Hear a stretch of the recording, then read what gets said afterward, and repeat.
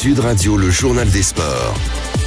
Avec vous, Louis de Kergorlet, bonjour de nouveau. Bonjour Laurence, bonjour à tous. À la une de cette actualité sportive aujourd'hui, la grande valse sur les bancs des meilleures nations européennes de football. Hormis l'Espagne qui vient d'être championne du monde et l'Angleterre qui a signé Thomas Tuchel la saison dernière, un vent de renouveau et d'ancienne gloire se fait sentir. Le meilleur exemple reste chez nous en France avec l'officialisation à la tête des Bleus de Zinedine Zidane. Elle devrait avoir lieu mardi prochain. Prise de poste très attendue après 14 ans de Didier Deschamps à la tête de l'équipe de France.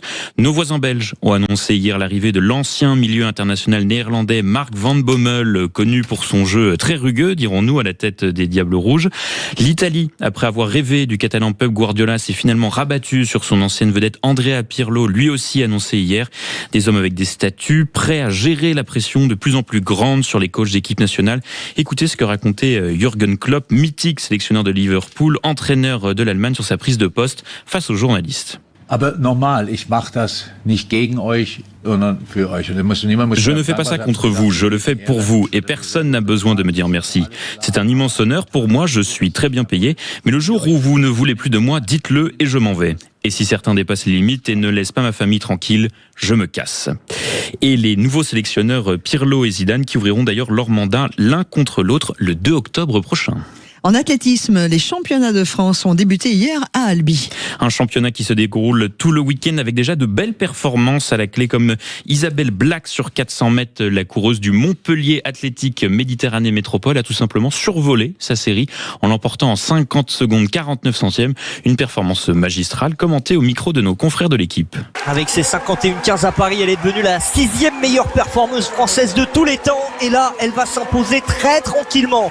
Isabelle Black, on va regarder le chrono, évidemment, elle va peut-être relâcher sur les derniers mètres et elle va aller chercher 50-49 et ben voilà, je vous disais il y a quelques instants, elle est sûrement capable de passer sous les 51 secondes et dès les séries, pour la première fois de sa carrière, elle passe sous cette barre et elle claque le record des championnats.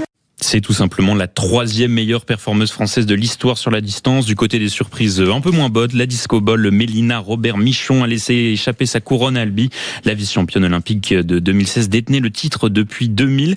Elle a laissé sa place hier à Amanda Ngandou-Toumba. Allez, on prend maintenant la direction du Tour de France. Sud Radio fait son Tour de France. Avec Matok, l'affineur des Pyrénées depuis 1950, en tête de peloton du savoir-faire fromager.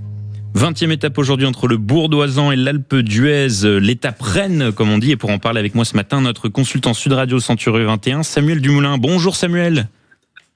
Bonjour à toutes et tous. Alors beaucoup parlent d'étape reine ce matin, de meilleure étape du Tour de France. Est-ce que vous pouvez nous expliquer pourquoi ? Meilleur, je sais pas, ça dépendra du scénario de la course. Bien sûr. Les coureurs sont très fatigués. Néanmoins, pourquoi c'est l'étape reine ? Déjà, elle arrive en toute fin de Tour de France, avec des cols mythiques et un dénivelé vraiment impressionnant, pratiquement 5500 mètres de dénivelé en 170 km. C'est donc une montée inédite en plus sur le final du col de Sarenne, inédite dans le sens de la montée. Et une nouvelle arrivée à l'Alpe d'Huez, qui est aussi un lieu mythique du Tour de France. Donc tous les ingrédients sont réunis pour qu'on parle d'étape reine. C'est ça. Et alors, est-ce que, dernière question rapidement, est-ce que le podium se joue aujourd'hui ? Est-ce que le Tour de nos Français, Paul Sexas et Denis Martinez, se joue aujourd'hui sur cette étape ? Oui, forcément. Après, il faudra voir demain par rapport au parcours de la rue Le Puy, qu'il pleut et si les temps sont gelés ou pas. Parce que ça peut aussi avoir une incidence si les écarts sont très restreints. Mais oui, forcément, ça va jouer à la pédale, comme disent les coureurs. Ça veut dire vraiment avec ses retours, ses capacités et voilà le mental qui reste pour aller créer des écarts et pouvoir aller chercher le podium ou le maillot blanc pour Paul Sexas ou améliorer le classement pour Lenny Martinez. Donc voilà, ça va une très grande journée, d'autant que là on est déjà au départ, il fait assez frais avec quelques gouttes, à voir comment ça va s'améliorer ou se dégrader dans la journée. Très bien, écoutez, merci beaucoup d'avoir été avec nous pour nous éclairer ce matin, Samuel Dumoulin. On vous retrouve demain pour parler de la DER, déjà, du Tour de France. Oui, cette belle boucle. Merci beaucoup, Louis de Kergorlet. Merci à vous, Laurence. Allez, tout de suite, on va faire un point sur ce qui nous attend avant 9h. Sud Radio, le grand matin week-end, 6h-10h, Laurence Perrault. Émission spéciale, vous le savez, pour malheureusement vous accompagner, non, mais suite évidemment à ces incendies malheureux, et pour vous accompagner, vous qui êtes du côté du Var, du côté des Landes, comme à Biscarrosse, ou même sur la Gironde brûle, mais pas seulement. L'hôtellerie de plein air s'organise, mais on va surtout décrypter aussi avec le président de l'hôtellerie de plein air les conséquences, les campings, tout ce qui s'est passé aussi suite à ces incendies.